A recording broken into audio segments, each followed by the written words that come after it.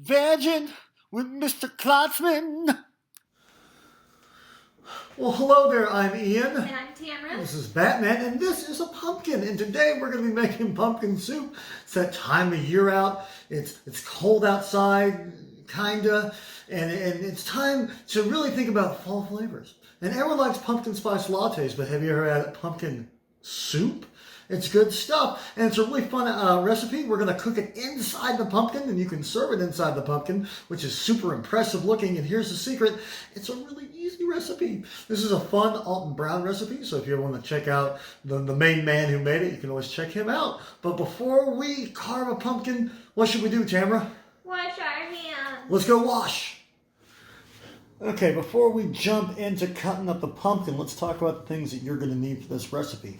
First and foremost, you're going to need a pumpkin. You're going to want a very specific pumpkin, something about the 4 to 5 pound range, also known as a pie pumpkin.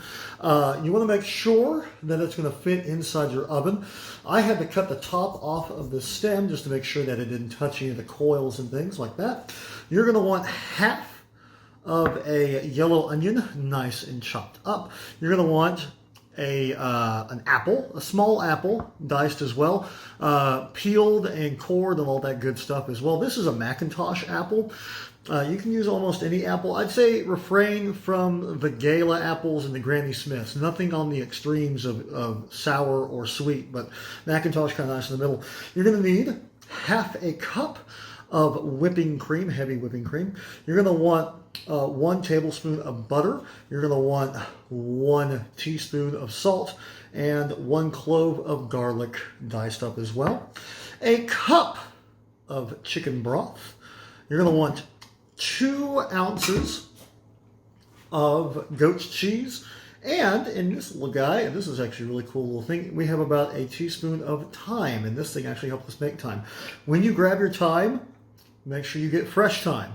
Don't get the dried thyme or the sad thymes, because it really adds this weird texture to the soup and it's disgusting. Get fresh thyme, okay? As far as other things, you're going to want a chef's knife. You're going to want your oven set to 375, and that's what you just heard there. You're going to want something that will go in the oven that can kind of hold your pumpkin. So I already kind of pre-measured this, and it fits perfectly. So, the pumpkin doesn't get all weird and gross in the oven. This is just a pie tin.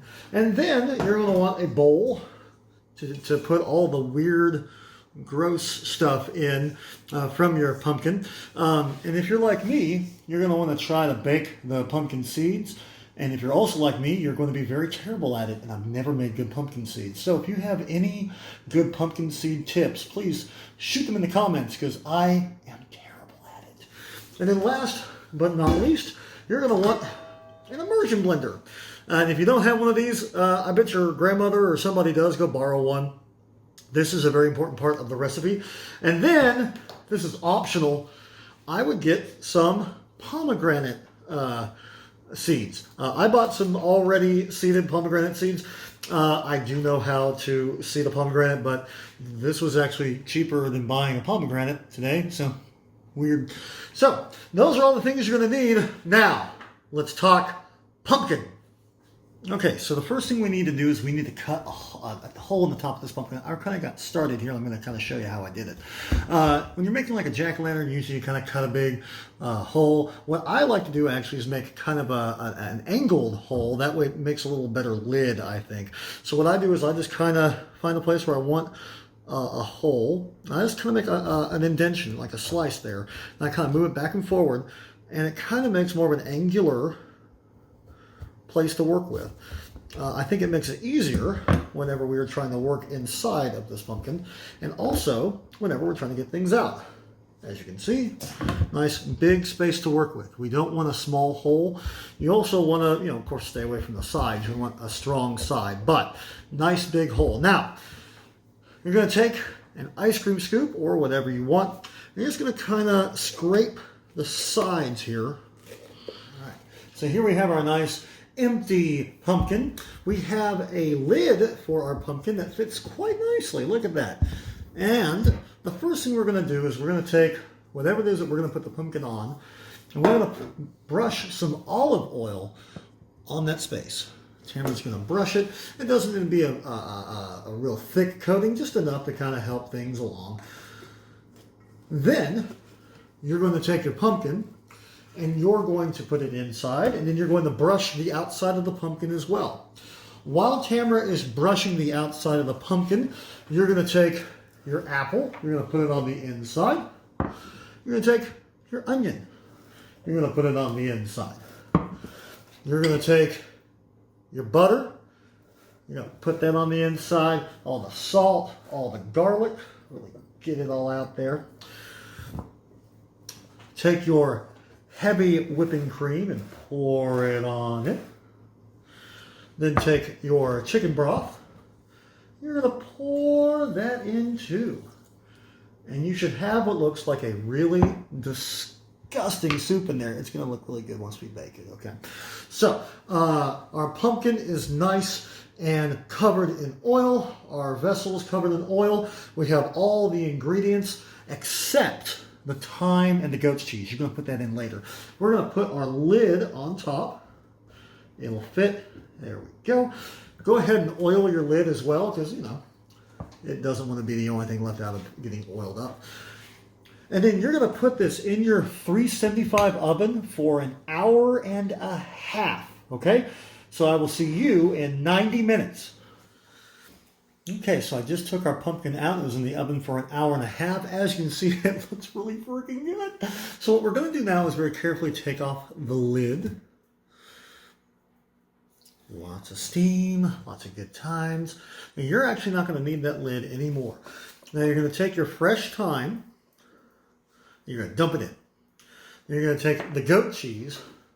And you're going to dump it in. You're going to give it a little twist. Kind of move some things around. Don't worry, all that stuff is going to kind of melt together. This looks really good. Still looks a little weird, but that's okay. That's where the stick food processor is going to come in handy here in a little bit, the stick blender. So just kind of move it around. It'll kind of do its thing. Now you're going to put it back in your 375 oven for an half hour, 30 minutes, and then it's showtime. I'll see you in 30 minutes. All right, ladies and gentlemen, it has been another half hour. This pumpkin is ready to go, and now we get to the fun part. But before we do anything, have a look at the inside of that pumpkin. Look how good that looks. This is going to be absolutely delicious. So here's what you're going to do. You can take that ice cream spade that you had earlier, and you're just going to kind of drag it along the inside and try to get some of the flesh of the pumpkin into the soup, okay? You don't want to go too far in because then you'll kind of destroy the pumpkin, and then the soup will go everywhere, and then you won't have soup anymore. Just going to kind of get the inside, get some of that delicious, delicious pumpkin.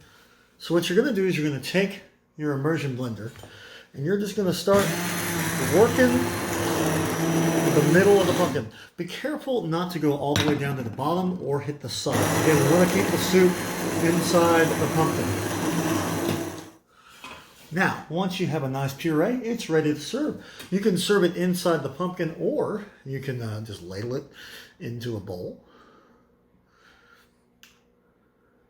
And then you can top it with all kinds of things. You can top it with some pomegranate seeds. You can top it with some freshly roasted pumpkin seeds. Or if you want to be really fancy, you can hit it with some fresh black pepper. And there you have it, ladies and gentlemen.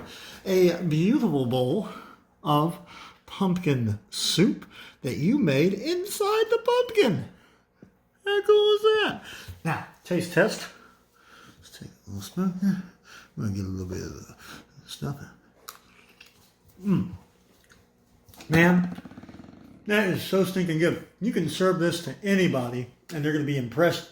And it also kind of looks cool on the dinner table. Serve it with some turkey, some ham, some mofongo, whatever you want. I hope you have a fantastic, fantastic October and a very spooky Halloween. And don't forget, you can do more with a pumpkin than just carve it into a jack-o'-lantern. This is Ian and Tamara. Hope you have a great day. Thank you for watching. Comment what you would like to see next time. This is Klotzman saying goodbye. I hope you have a nice day.